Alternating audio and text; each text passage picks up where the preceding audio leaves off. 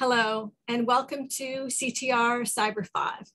5 tips in 5 minutes to improve cybersecurity internal controls. I am your host, Jenny Hederman, Risk Counsel with the Office of the Comptroller. Our guest today is Kevin Foster, CEO and founder of Kemetiq Security, LLC. Kevin has been in the IT security industry for nearly 20 years and has worked several verticals in his career, from nonprofits and healthcare to retail and education.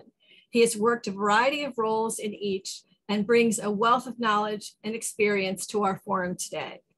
Kevin is going to be sharing 5 tips for preventing ransomware attacks, something we really want to learn about. And we'll jump right in with cyber tip number 1. Welcome, Kevin. Thank you, Jenny. Great to be here. Hi, everyone. Here's my 5 tips for preventing ransomware. And one way you can remember this is, as you see there, the word apple is actually an apple a day. And there are ones for each. But if you check out my LinkedIn, you can learn more about that. But so here's a great tip number 1. Start off with the A. So awareness. Security awareness is hugely important in organizations when it comes to ransomware. We cannot stress enough the importance of users getting the idea that one click is all it takes. One click and it can bring a halt to your business and potentially ruin a long-standing business. So we want to make sure that we make employees aware of that. Do we do phishing training? Do you do any kind of social engineering training? Those kinds of things, and on a repetitious basis. I almost advocate every day a little 1 or 2 minute tip, but absolutely at least once a year for onboarding, things like that. And then even once a week or once a month, giving your employees that reinforcement that, hey, security is something that we should all take seriously. And awareness is hugely important in the industry because in your company, because it only takes one click for your company to be brought down. So the second tip is to patch the OS in third-party apps on a schedule. One thing that I think Microsoft does really well is that they have every 30 days, you're on a patch cycle. So if you are following Microsoft's patch cycle, you can almost be certain that the Saturday after Patch Tuesday, you should be patching your systems. So the patch comes out on Tuesday, you vet that patch, and then you roll that out slowly across your organization. And the same thing should be done for third-party applications as well. It could be a little more challenging sometimes to do that with third-party applications, and even sometimes the operating systems, because certain applications don't function very well after a patch has come out. But it helps to have at least a once-a-month cycle where you are patching systems accordingly. It's hugely important. And most of the time, most of the breaches that happen because systems are not up to date in their patch levels. And once you start rolling down the hill of, well, I didn't patch it this month, I'll get it next month, and then something happens, and then it's the next month. Next thing you know, you're 6 months out of cycle, and then you have to do a huge upgrade in order to get all the patches that you need. So it's important to do those patches at least on some kind of monthly cycle, or at least a cycle that's relatively short, to make sure your applications and your operating systems are staying in compliance. So tip number 3, passphrases and instead of passwords. This is a great one. As we all have come to know now, passwords are almost pretty much obsolete.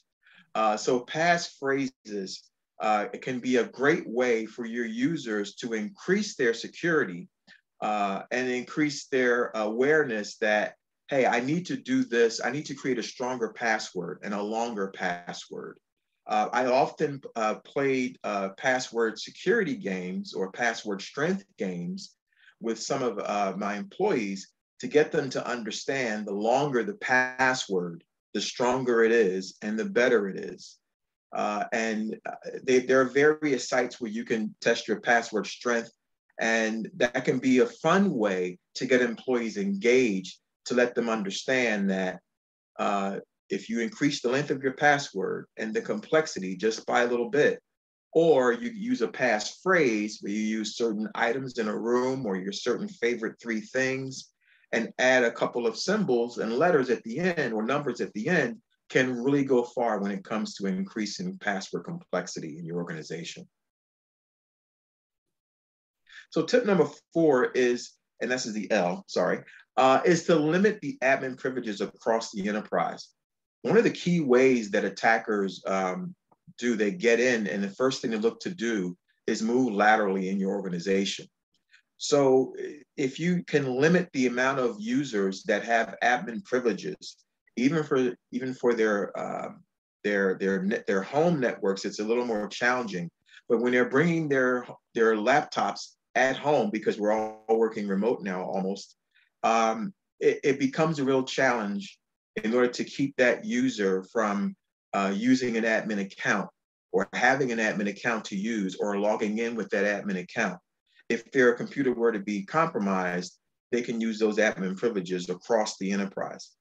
And then limit also the admin privileges for your domain admins. Sometimes admins have a habit or can be, always logging in with their admin account because they can move around faster and not have to always put their credentials in when they're asked for elevated privileges.